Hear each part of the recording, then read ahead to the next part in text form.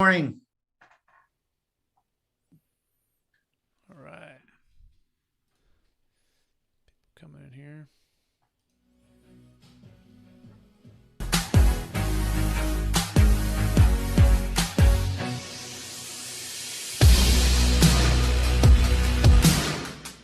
Are you telling me that you have a way to defer the tax situation there? Is that what you're telling me? Yes, absolutely. Yes. And so the first one I was referring to is a 1031 exchange, which only applies to investment real estate. The second one I'm referring to is called a Deferred Sales Trust. It works for primary homes. It works for investment real estate. It works for highly appreciated public stock. It works for private stock. It works for collectibles, artwork. It works for Bitcoin, cryptocurrency. And it's literally, I think, the best kept secret. And not only that is it's new to people, but it has a track record of thousands of closes now, right? At over 25 years, 15 times no change IRS. My mind was blown, and it's too good to be true. It's too good to be true. My CPA would have told me about it. My commercial broker would have told me about it.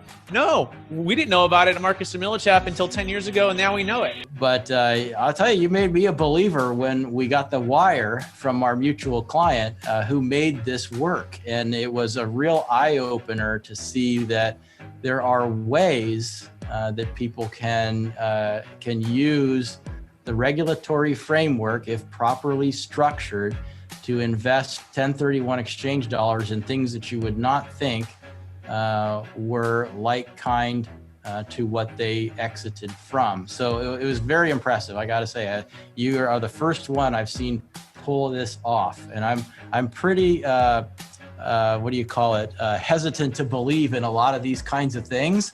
So it's a major feat for me to say, wow, this actually really worked, and it was really cool. So using the Deferred Sales Trust allowed them to hold on to those assets. I mean, obviously they're, the legal structures around them, they're not in their names, but now that chunk of money is a cow in their farm, a really nice cow that does some really amazing things tax-wise and allows them to get the income that they need in order to meet their expenses. It's going to extend the length of time that they're going to have income by a pretty wide margin. 1031 is a way to shelter your income when you sell the thing. The DST is a way to avoid the 1031 and not have to suffer the time penalty and free up your hand to negotiate at whatever time you figure is appropriate. And it allows you to sit on the sideline, or it allows you to accelerate when needed and accumulate your capital. So I found you, just so your listeners know, on a podcast. And I'm like, wow, this guy is really leaned in. He's articulate. He's very smart. When I worked in 1031 exchanges, we didn't really talk much about DSTs. We just used them to sort of round out a 1031 exchange. And I never knew that it could be the only solution that you need for a primary resident to take, their capital gains and defer it and put it into another property. That was like mind blowing for me to understand that concept, which I learned on the podcast that you were on. Over our career and during different tax periods, we've seen, these tax avoidance, tax minimization, offshore, all these different strategies undertaken to minimize or avoid taxes. And then I can tell you that, some of them are just not worth the trouble. And so I was skeptical. Admittedly, I was skeptical. I thought, oh yeah, here we go, another one of these, right? And then they say, no, it really is different, right? So look more closely. We looked more closely. We had, honestly, 2 years of conversations. 2 years. Now we were being due diligence at the same time that we were doing due diligence, but 2 years is a long time to be, sort of flirting with the idea of and getting to know the people and getting to really understand the transaction. Yeah, long story short, we got comfortable, although we are not tax attorneys, lawyers, or estate planning attorneys, that at least, from an investment perspective, that, it made sense to sell a highly appreciated asset, get liquid, hold that in this type of a deferred or installment sale type of instrument, and then just be in a position then to do the most important thing. I'm probably stealing your next question, which is time. They say, well, you can't make more time. You can. The Deferred Sales Trust, in a way, allows you to lengthen the investment time horizon for those assets after getting liquid, but before having to feel the tax impact. And from an investment manager's perspective, time horizon is the most important element in investing. Yeah, so I'd say be early and connect with us and just clarify your vision for what you want your wealth plan to be. And that's just not just your wealth, but that's your time and your energy. That's where do you think the market's at? Like, do you think it's a buyer's market, right? Do you think it's a good time to buy? Do you think it's a good time to be in debt? And if so, just keep buying real estate right now. But if you think it's not, and perhaps you want to wait on the sidelines and have some liquidity, get out of debt and wait for what we call a deal to hit you over the head, then that's why you would use the Deferred Sales Trust, regardless if you're a baby boomer or if you're a professional.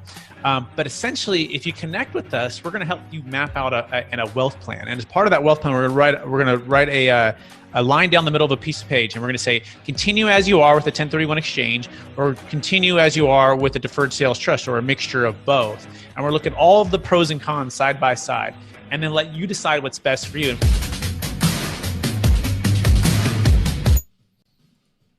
All right, everybody, welcome to another Mastermind Capital Gains Tax Solutions. And we're excited for you to be here, excited to answer any questions you have. As a quick note, we're on a mission to help you and or your clients never have to feel trapped by capital gains tax ever again on the sale of cryptocurrency, a business, real estate, primary home, using something called a Deferred Sales Trust, which we believe is the Netflix way of doing things versus the old Blockbuster way of doing things.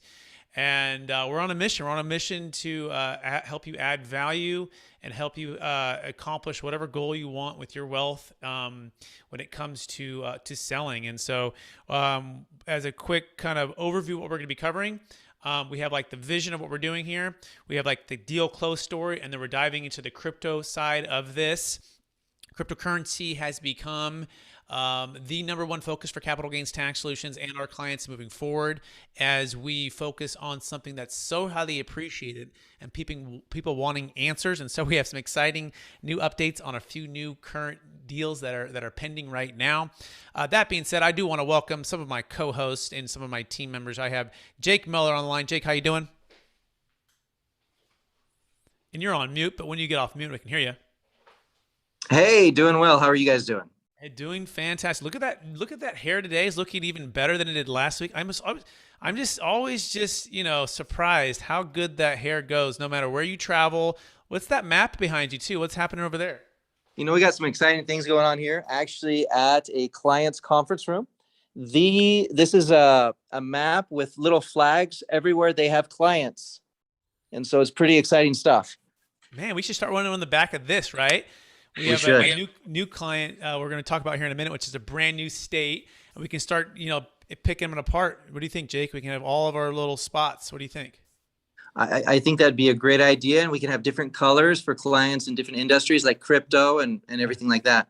Yeah, that's cool. And also want to welcome Pierce. He's a part of EXP with me. He's a luxury real estate professional in Newport Beach. Pierce, how you doing today?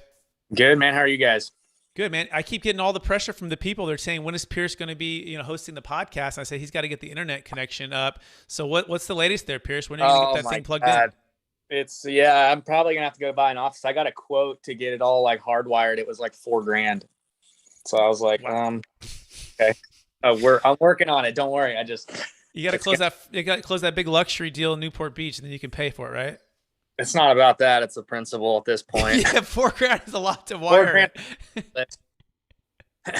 No doubt. Well, welcome Pierce, and then welcome Doug, welcome Rebecca, welcome Kim, and welcome Clint. And so let's go ahead and get started here with the vision. Jake, I did a little bit of the beginning, but I always like to hear from you. What is the vision of this mastermind, and what are we hoping to accomplish today? Absolutely. So we help people with highly appreciated assets reinvest those assets at their selling price or their fair market value rather than after tax. There's very credible and appropriate legal proper ways of doing that, and we help people navigate those treacherous rivers, so to speak, so that they don't have fear of the IRS, they don't have fear of compliance. We hold their hand and we help find them solutions to these problems, so that at the end of the day, whether it's crypto, whether it's real estate, whether it's their business interest or stock options, we've helped a number of different people with various types of appreciated assets be able to continue to reinvest those assets, diversify, and increase their wealth without paying taxes because of the transaction that might need to occur for them to move from one asset to another. Excellent. And And what, so would, very- what would your role be in it, Jake? Just so everyone knows, and what's my role? If you could tell everyone. Absolutely. So Brett wears the trustee hat. He represents the assets inside of the trust for the Deferred Sales Trust, which is one of the main tools that we use for this strategy going forward. And I am the financial advisor. I carry those licenses. I'm agnostic when it comes to assets. And so that's why Brett and others with my estate planning team allow me to be a financial advisor and assist in this process. Perfect. Excellent. Fantastic. So now let's dive into the deal close story of the week. And it's a brand new state. I'm excited about new states. Right now, if I had to count the states, let me see if I can keep it in my head. We have one Hawaii. Of course, we have multiple in California. We have Texas. We have Connecticut. We have Colorado. We have Arkansas. To name a few, we're going pending on a very large deal, a $55 million deal out of Florida. And anyways, this newest one wasn't that big though. This newest one was about $1 million deal, and it's for a gentleman in Arkansas. Okay, I don't know if anyone ever been to Arkansas. So my my father-in-law, he worked for Aerojet, and he'd fly back to this place called Camden, Arkansas. I guess they got rockets over there, and they're doing a bunch of rocket testing, like Huntsville, Alabama, too. Anyways, I've never been to Arkansas, never had any desire to go to Arkansas, but my client is really cool, man, and he's from Arkansas. And in fact, he's a referral from another client of mine who closed about 1.5 years ago, and they all grew up in the billboard business, okay? Which is kind of interesting. It's kind of a mix between like real estate and construction and marketing all like rolled into one. It's like this kind of this niche business where they, would either buy the land or lease the land and then build like the billboard, or buy the billboard or lease out some of the billboard, and all this thing for a really cool business. And he's in he's like his mid-50s, and he's been doing this for a long time. And he's built the business up, and he's selling it for a good price, but he's looking at a big capital gains tax, and this is substantial money for him, right? This is around 30% is going to be wiped out by capital gains tax and depreciation recapture, and then he has the deferred sales trust to defer that. So his younger brother actually sold about 1.5 years ago and referred us. He also sold a billboard business. His deal was more in like the $2.5 million range. And what's interesting about that gentleman, which I'm trying to get him come on the podcast. He's waiting on that a little bit, but he used to work for Dave Ramsey, and he used to be the person who helped to syndicate the podcast and like was in the studio recording room and doing all that stuff as he's doing the radio show and the podcast, and so he learned a lot about all things Dave Ramsey. And then he was, he's like, well, but this one I'm not actually going into debt. I'm like, no, you're not going into debt. You are becoming the lender, right? He's like, yeah, because like Dave always said, like, the borrower is, slave to the lender. I'm like, I guess I'm like your slave, right? Because I'm lending you the money. I mean, you're lending me the money, right? And I'm the borrower. So I'm like, you're not, so he had to understand that. And he go, okay, that makes sense. So he felt really good about that. So much so that he referred his brother to us, who just did the deal. And we closed as of like 2 days ago. So there was no real hiccups in the deal, no real roadblocks. It was pretty smooth. The biggest things for people, if they don't know us, is getting to know us, trusting us, trusting the process, trusting that it's legal. But after they pass that, it's pretty simple because we just do the math, right? So he looked at the math. It made sense. He had some questions about investing. He's wanting to be more passive. He's not wanting to be as active. So he's probably going to be more in securities, more in the stock market, although he is looking at some real estate investments, but he wants some liquidity. So that's him. That's the story from Arkansas. Jake, any thoughts on that? It's a pretty... Meet Mark and then meet some investors. Oh, anyway. Pierce, put yourself on mute, buddy, if you can. There you go. No, I was just going to say that it's a pretty good story for a standard deal. I mean, the dollar size is a good dollar size, but what I'm getting at is a standard deal is a deal that comes in. There isn't a lot of hiccups. We've done this so many times that everything is pretty easy for us to facilitate. But at the end of the day, there are other deals that are more complicated, even if they're smaller dollar amounts. There's deals that have debt associated with them. There's deals that have callback depreciation associated with them. There's deals where there's multiple owners.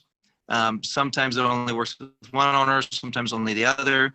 So I think this is a pretty good mainstay deal for pretty much maybe, 60 to 70% of the deals that come across our table. Explain how things work, how the relationship with the trustee is, the financial advisor, and how assets are moved into the trust. And then the trust is the entity that sells out of those assets. So then the trust can then either reinvest in diversified assets or participate in joint ventures for other deals. And so I think it's just, the spotlight deal of the week is a great opportunity for us to show people out there what others are doing and what's normal, what's common, and also what can be done, because occasionally there are those outlier deals that are a little more intricate. Yep, exactly. And this is more of a plain vanilla one, which is great, which actually leads into a second pending deal that's been kind of a nightmare because, and this is like what don't to do, right? So I had originally talked to the clients about a year ago, prepared them, prepped them. Hey, be early, be early, be early, be early. They're out of the great state of Massachusetts, and they're selling their primary home. And whenever you're selling your primary home, by the way, too, there's another emotional thing that's connected there. And whenever someone's buying to move it in as their primary home, it's like the intensity of the emotions like double versus like the investments. Like there's emotions in investments too. But I want you guys to picture this. Like I literally told them a year ago, I'm like, just be early, be early. Like, oh yeah. And by the way, they're in the real estate game. They're very sophisticated. They're smart folks. They do a lot of deals. It's not like they're immune to this. I think they just got a little bit disorganized. But essentially, they called me like a week ago, and I'm like, I'm in Denver airport on the way to fly to New York with my wife on a 12-year anniversary, and his name's Tom, and he's like the great Boston accent. He's like, Brett, and I can't even do the Boston accent, and he's like, I'm like, what, Tom, how you been? Well, we're closing on a property. I'm like, okay, when? He's like, well, next week. I'm like, all right, and he goes, I'm like, well, have contingencies been removed? And correct me if I'm wrong, I may have shared this last week or not, but I went through this whole thing and it's like, so just like, it was crazy. So literally like, I'm having to put out fires and calls, and it's just like this whole mess. And the escrow people are upset because they thought the deal was a done deal. The buyers are upset because they thought it was a done deal. The sellers are saying, oh no, we got this little contingency remaining so we can still do it. But fast forward, we're still working through it. I've had to go and change some things on my side to get authorized signership because we're assigning it to my LLC or to the trust, which is owned by my LLC. All this stuff being new. So what the answer or the lesson for this week is, please be early, right? Be early with your preparation. Be early with the professionals you're working with. You can't blame the escrow people for being upset or the attorneys that are representing the buyer because it was thrown on them last minute, right? No one likes surprises. So just be very considerate of other people and what they're doing. And even though they have a big, it's about a $300,000 tax liability, or about $200,000. Like that's great and that's meaningful for you, but everyone else has done all the work and they're ready to close, and now you're holding it up because you weren't early, right? Now, had they been early and we had prepped them, hey, it's a smooth process, but all of a sudden it's a fire drill and it was a mess. And so it's still kind of a mess, and I'll hopefully report back next week that it closes. We'll see. It's kind of in the attorney's hands, but that is the what you don't do deal story of the week. Pierce, any thoughts on that? And he's driving. So I'm going to go, Jake, any thoughts on that? No, I think you hit the nail on the head in the sense that, early bird gets the worm. Let's be prepared. Let's not get everybody involved and so far down the process without involving the trust and making sure that it's all set up and ready to go. I had a client actually say, hey, I have some crypto, and I was speaking with him yesterday, and I think I might sell it maybe in a month, but there is a chance I might hold on to it for 7 months. And so if I do it in a month, it's in 2021. If I hold it for 7 months, it's in 2022. Is there any issue with me getting all set up and ready to go and getting my trust put together now, where I might sell out of my crypto this month? Is there going to be an issue if I don't sell out of it this month, and if I do wait the 7? And we do like to be a little bit more solid on timing, but at the same extent, the attorneys work conditionally for you.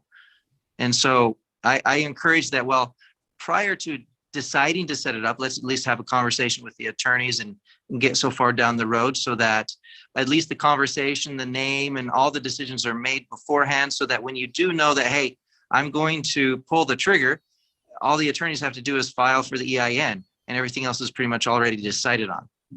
You nailed it. And by the way, EIN, So- 24, 48 hours max, right? So, Mhm. so as long as we have everything prepped, ready to go, boom, pull the trigger, form it. Now, with the crypto part, which leads into the next part of the conversation, it's the next challenge can be setting it up at the exchange account. Now, when we first started this whole series about, I don't know, 60 days ago or so, we were like, it took us about 70 days, 60 days to get the first Kraken account opened up. And you can go back and watch all of that. And a number of reasons. They didn't know who we were. Then we make sure we were legit. And then and then the next one, it went down to about 30 days. The next one down to about 14 days. And then here to report, as of just 2 days ago, we did it in about 5 days. And the only reason it even took a little bit longer was because they were asking for the KYC from the note holder, meaning the person who's selling the Bitcoin and the cryptocurrency, and they just hadn't submitted it yet. And so once they submitted it, it went in. So that was great. In fact, by the time they submitted, it was 24 hours, it was opened up, and that's great news. So we're hoping to just shrink that down. But we cannot submit until we have the EIN, right? Till we have the EIN. The other thing that was actually interesting too, and I guess it's good to mention here out loud, is we need to open up a bank account in the name of the trust as well, because part of what, at least what Kraken is requesting, is proof of address, and part of that is having the bank account open that has a proof of like a bank statement or a utility statement. But the trust itself, the only way to really book that is to the bank so far, at least in my mind. I don't know if there's another way to officially do that, but that only takes 24 hours to open up once we have the EIN. So everything hinges on the EIN. Once we get the EIN, everything else can be opened up. We can submit everything else. So to answer your question, Jake, no, if you feel like you might be selling in a month, let's get it set up. Let's get it ready to go.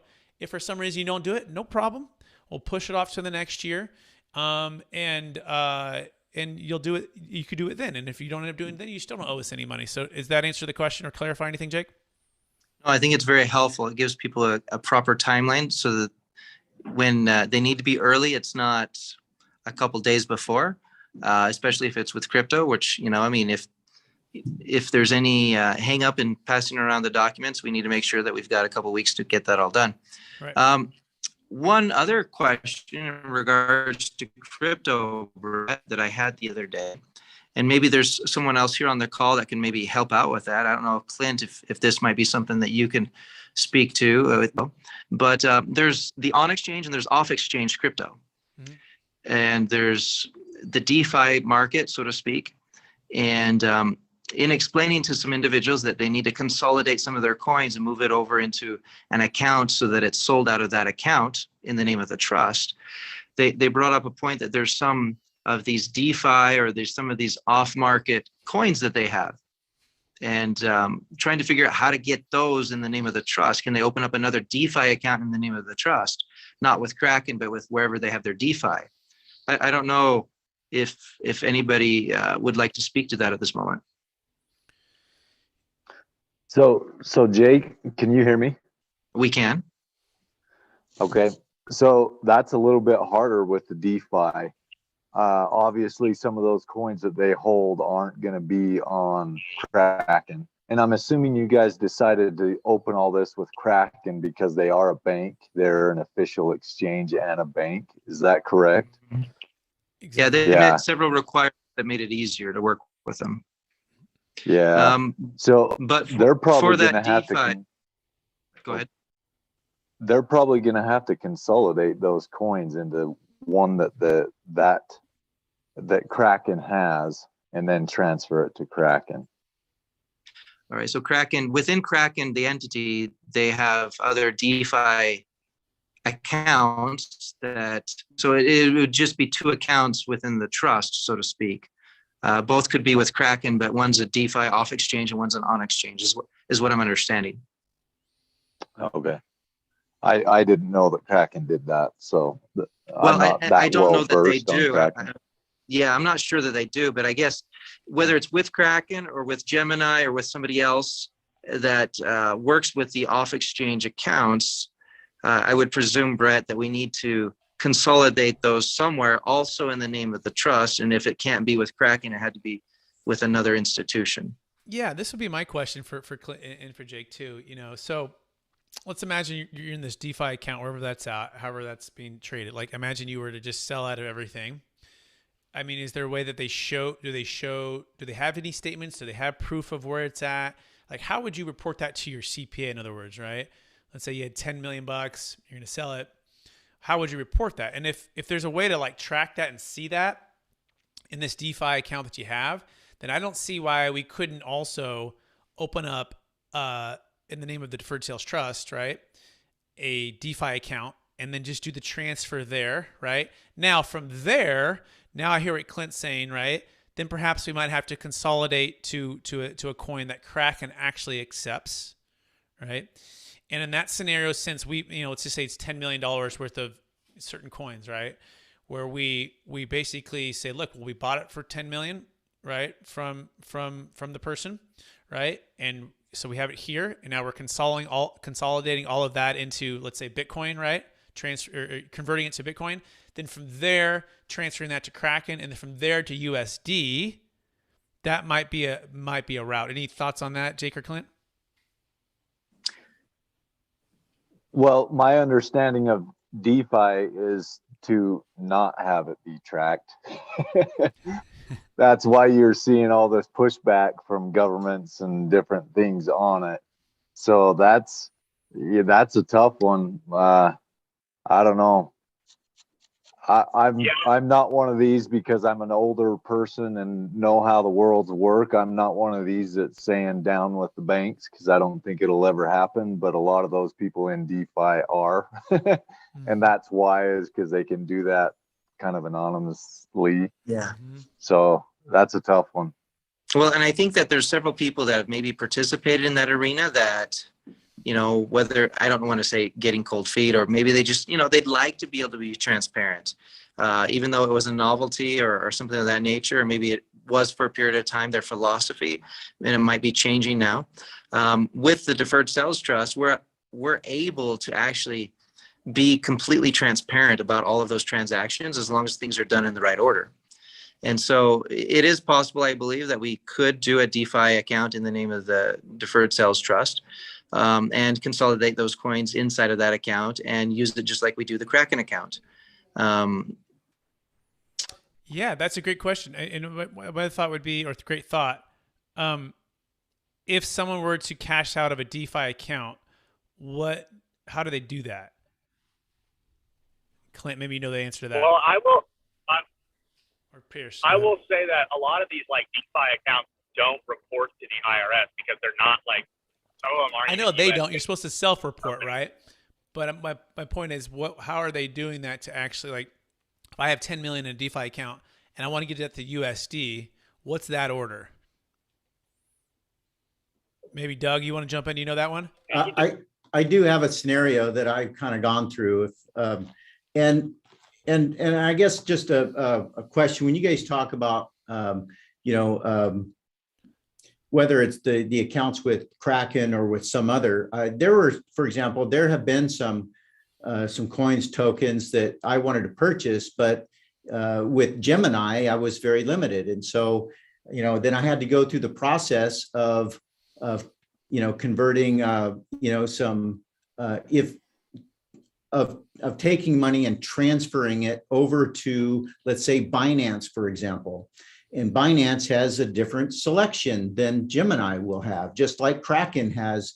They've got a lot of choices, but they don't have all of the choices. And whether it's a DeFi or some other type of token or even some other type of stable coin, I've had to go through that process where I've had to pay gas fees to move money into some type of account that I could then start trading with. And so when you guys, I guess, maybe limit yourself to Kraken, it might be an issue if someone has a coin or token that Kraken does not have, They might have to convert it into something that to then get it over to Kraken, or will you guys have to maybe establish some trust account with that other type of exchange that you're not already on? Kraken's great, but like you know, I mean, I've got Binance, Coinbase, and Gemini, and I only it's not because I want all of those. It's because I wanted options to choose the type of coins or tokens or currencies that I wanted, the ones that I was tracking and wanted to invest in. And so it's an interesting question, and you know, and like you guys have said, I don't think it's about not wanting to report. Regulation is coming. I am looking forward to it because that will increase the adoption rate for everyone else that is interested in the space, but just not yet comfortable. So anyway, it'll be interesting to see how it plays out and to see how you guys develop your mechanical processes to deal with people that are across different exchanges that don't just have Kraken. They're going to be multiple exchanges, and probably something you guys want to address early and be early in that space as well, so you're prepared for people that have that issue. I'm hoping to have that issue coming up. As long as the market keeps going well, I'll be looking to trade out and do some different things. But yeah, and just to verify, we do work with other exchanges, just that Kraken has become kind of the quickest. What was that, Pierce? I said, why don't you just get a wallet that can hold the DeFi coins? So like the trust would just have a wallet, and it doesn't have to go onto an exchange necessarily, but you just collect them into the wallet, and then from there, right, your basis becomes what you paid for it, and then you can transfer it, you know, and just have like your own like accounting system that you report to the IRS yourself. Jake, any thoughts on that? It's interesting. So, I mean, I think there's a few more pieces to the solution, but that's definitely going down the right path. Again, from an accounting perspective, we want to make sure that there's proper audit trail for the IRS and that nothing's being hidden or nothing's being excluded, but that we provide them the path they want to see. That's what I call a breadcrumb trail. From an audit standpoint, that we want them to see from the beginning to the end, and that, you know, as it's entering or being deeded over or transferred in kind, the coin moves over, that it's that coin that's sold in the name of the Deferred Sales Trust itself. And so it is a little bit immaterial what marketplace or what wallet it's in, as long as it's in one that has the name of the Deferred Sales Trust over it as the wrapper, so that the sales proceeds fall into that wrapper or fall into that entity, which allows for continual deferral of these transactions.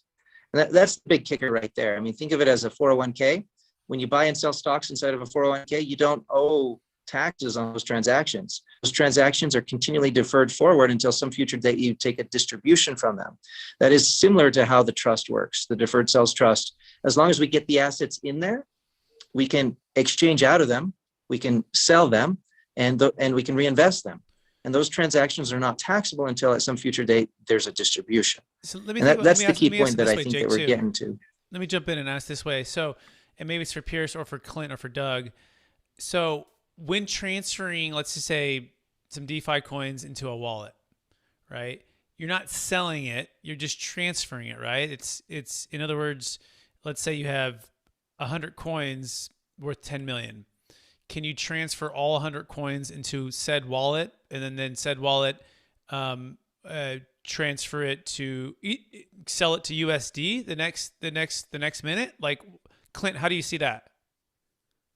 Well, I was just going to ask, I think it's Doug that's in the car, maybe, or Pierce. Is he talking of something like a MetaMask wallet? Because I know most coins are available on like a MetaMask wallet. So if you set up one of the, I don't have one. I've been thinking about getting one, but worried about the tax implications of it. But if you have a MetaMask wallet, you can keep your coins there, and you can switch them, you know, trade them in and out between coins right there, which I understand is a taxable event. But maybe if that MetaMask wallet is held within the trust, you could do that. And then when you're ready to cash out into US currency, you could, from that MetaMask wallet, you could transfer them all into a coin that is on Kraken and send it to Kraken and then cash out. Can I add to that, please? Sure. I think the difference, what we're talking about is custody versus ownership. So when you're transferring from your wallet, and your wallet address is sitting, for example, on Gemini or Kraken, if you transfer the custody from those exchanges into your wallet, you're not selling your coins. You're not creating a taxable event. You're just having the custody in a cold wallet or sitting on one of those exchanges. And when we have the taxable event, that's when Brett and Jake come in, because they want to deal with the right reporting and taxable deferments.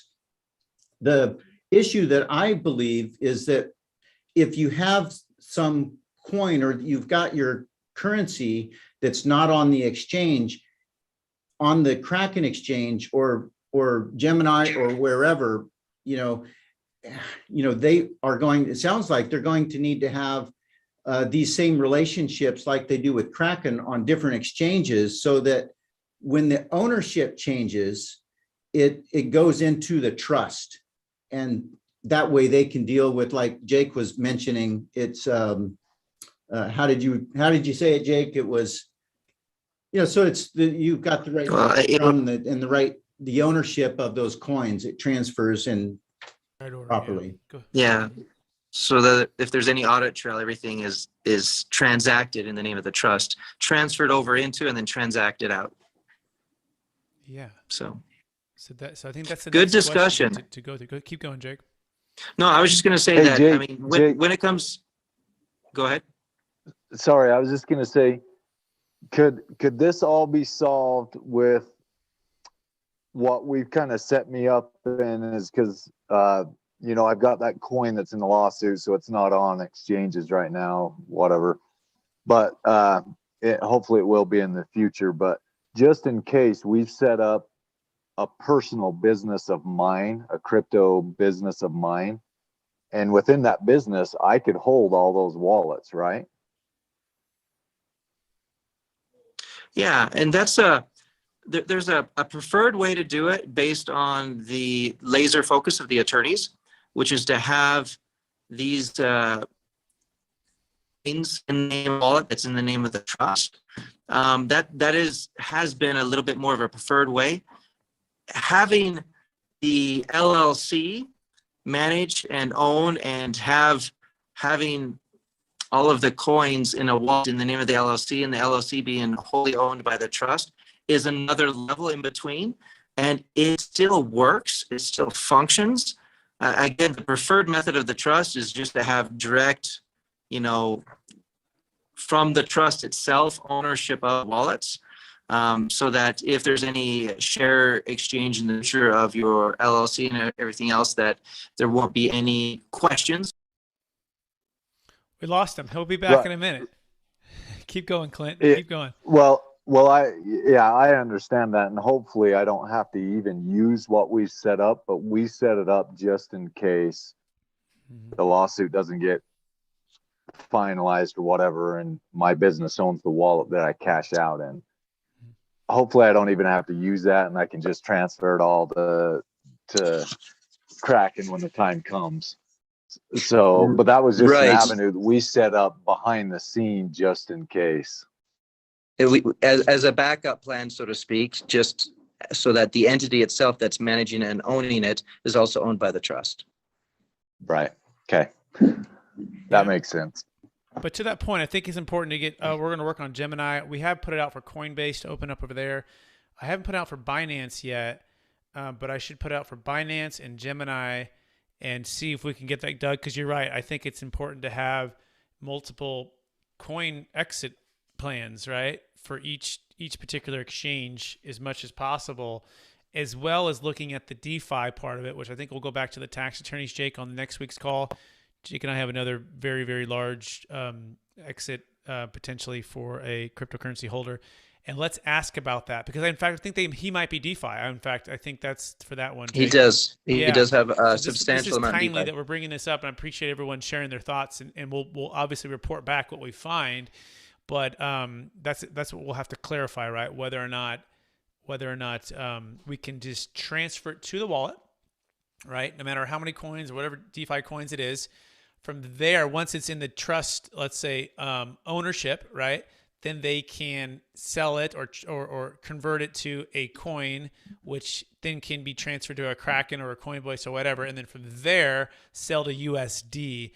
And that's in my mind an initial potential path, if that's making some sense. Is that making some sense, Jake and Doug and Clint and Pierce? It does. No, I think it helps out.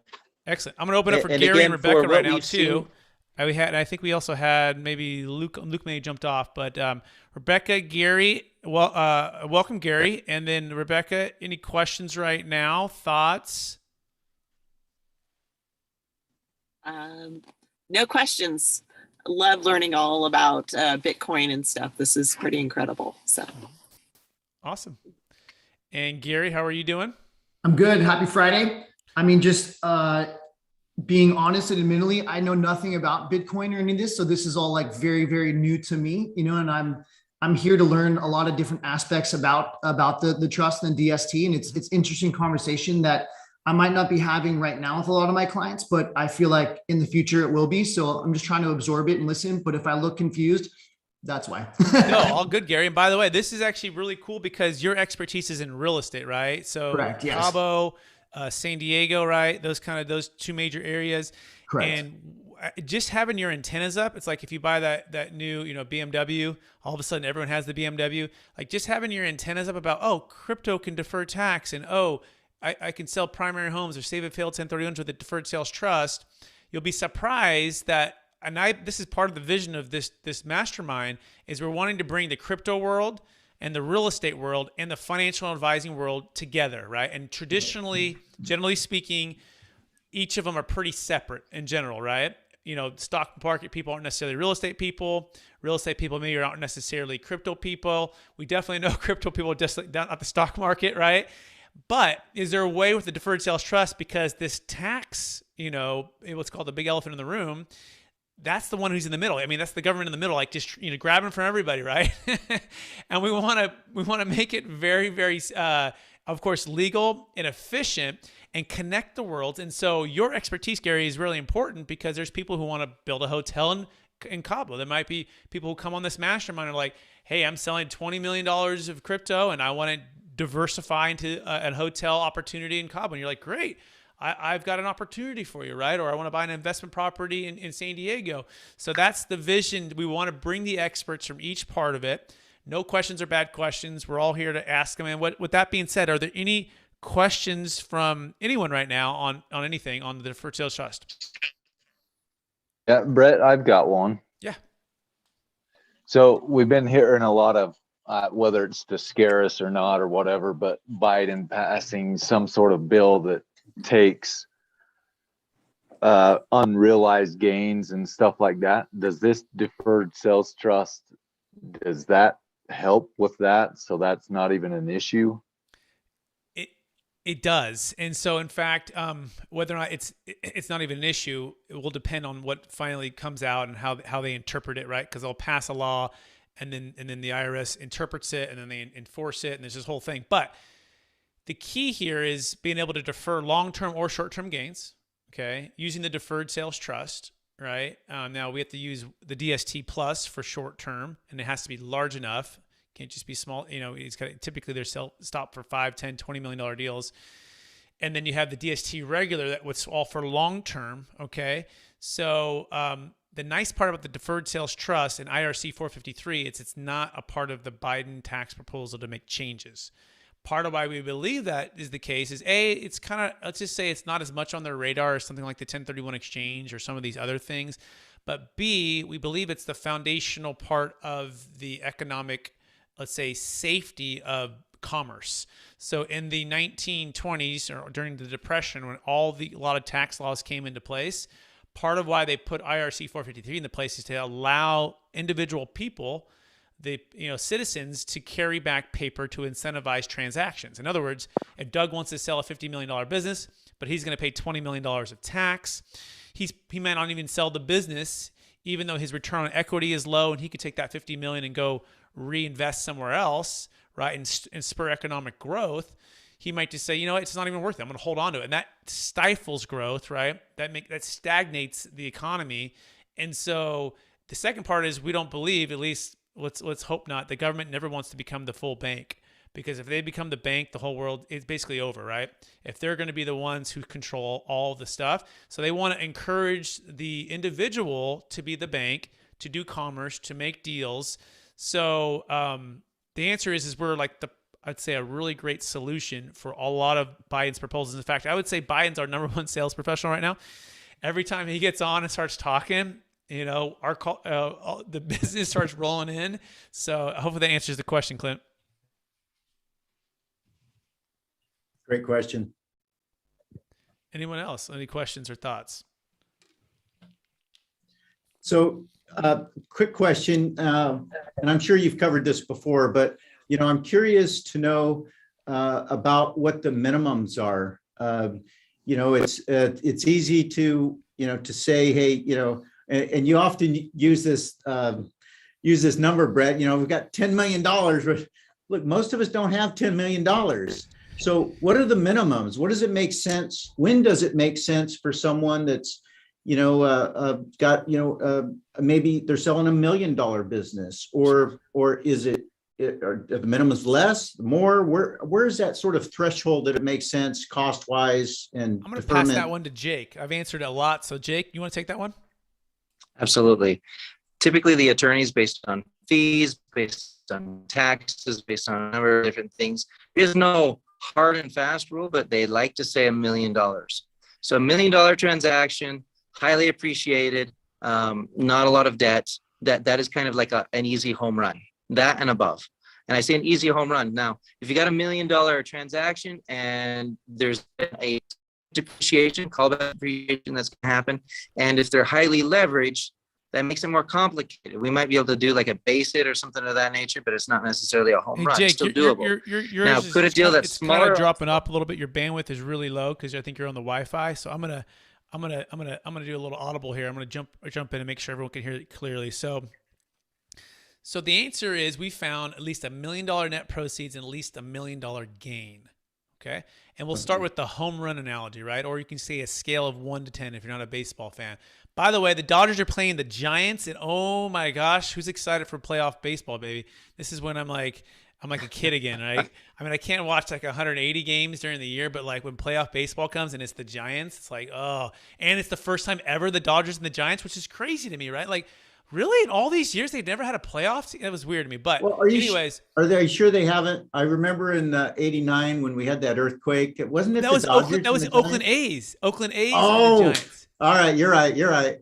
Yeah, I was in Fremont, Mission San Jose, and my house starts shaking. That's right. The world, and I go outside, and the bridge fell down, and all the news and everything was crazy. Right.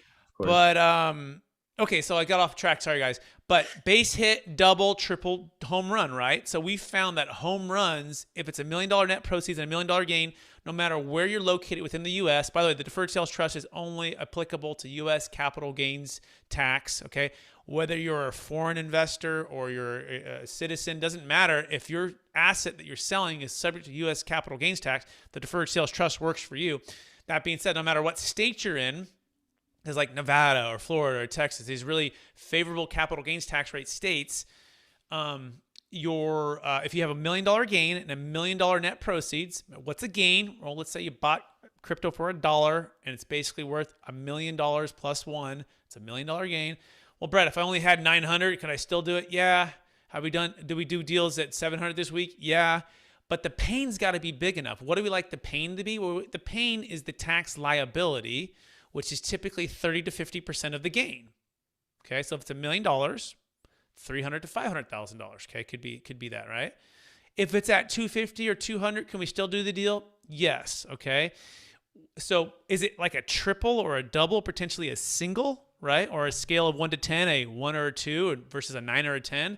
So there's kind of this range, right? And so remember, we don't get paid unless you do the deal, right? And so we love to work with people. And if the motivation is very high, and here's the other part of this equation.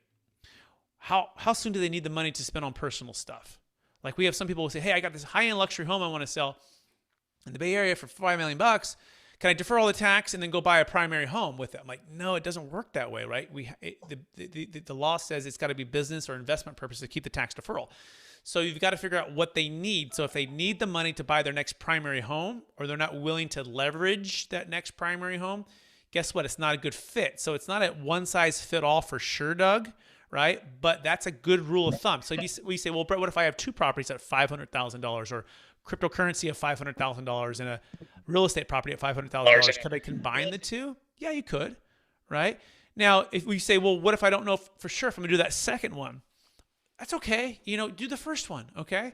Right? Just know that it might be like a double. It might not be a home run until you're getting this equity so big in there and this tax so big deferred that this is like a cash flow machine, right? But if the cow is too skinny or the tax is too skinny, you're gonna be calling me up, Doug, and saying, all right, Brett, well, I could have paid $70,000 of tax, but I'm paying about 2% in recurring fees right now. And, I'm going to be like, Doug, I told you at the beginning, it's like a base hit. Just pay your tax. And not that you're going to be doing that.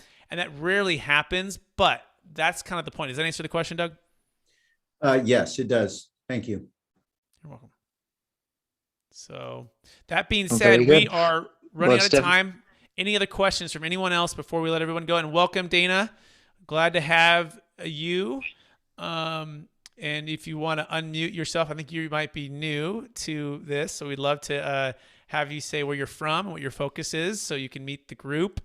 We've got Doug out of Oregon. We got Gary out of San Diego and Cabo. We got Jake out of Utah. Clint is at an undisclosed location somewhere in the Midwest. And then I'm out of Northern California, but or not, you don't have to jump on either. That's cool. Anyways, anyone else have any questions? You can put them in the chat. You can also just unmute yourself. And Boston, cool. Well, welcome Dana from Boston. And so we're actually doing a deal right now in Massachusetts. We're seeing if it's going to close. It's kind of last minute. So glad to have you. That being said, again, last call for questions. Otherwise, we're going to wrap it up and then we're going to see everyone next week. Anyone else have any other questions? Cool. Jake, thank you for being on, co-hosting with me again. For folks who want to reach out to you and find you, what's the best place for them to find you? He is stalled, so I'm going to jump back in. 1-800-77. Okay, I'll just say you can find him at alphamarktax.com. It's Jake Muller, okay? Financial advisor, CFP, MBA. He is my business partner and love for you to connect with him there. You can also find me at capitalgainstaxsolutions.com. Just make sure if you can connect with Jake or I, just mention you saw us here on the Mastermind. Doug, remind people where you're from and where they can find you and what you focus on again. I'm Sacramento, California, so I'm not too far from you, Brett. And I think Oregon. For some reason, I thought Oregon.